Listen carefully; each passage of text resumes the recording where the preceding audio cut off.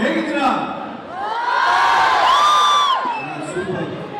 20 ವರ್ಷ ಆಯ್ತು ನನ್ನ ಇಂಜಿನಿಯರಿಂಗ್ ಮುಗ್ದು. ನಾನು ಅವಾಗ ಹೀಗೆ ನಿಮ್ಮ ಥರನೇ ನಿಂತ್ಕೊಂಡು ಕಿರ್ಚಾಡ್ಕೊಂಡು ಅವಾಗ ರಮ್ಯಾ ಮೇಡಮ್ ಬಂದಿದ್ರು ನಮ್ಮ ಕಾಲೇಜ್ಗೆ ಮಂಡ್ಯದಲ್ಲಿ.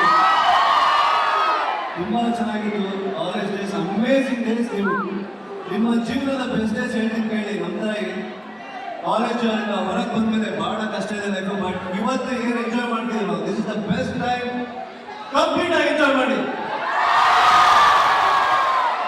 ಹಾಗೆ 28ನೇ ತಾರೀಕು ಯಾರು ಯಾರು ಯಾರು ಫ್ಲರ್ಟ್ ಮಾಡ್ತಾರೆ ಹುಡುಗರಲ್ಲಿ? ಹುಡುಗಿರಲ್ಲಿ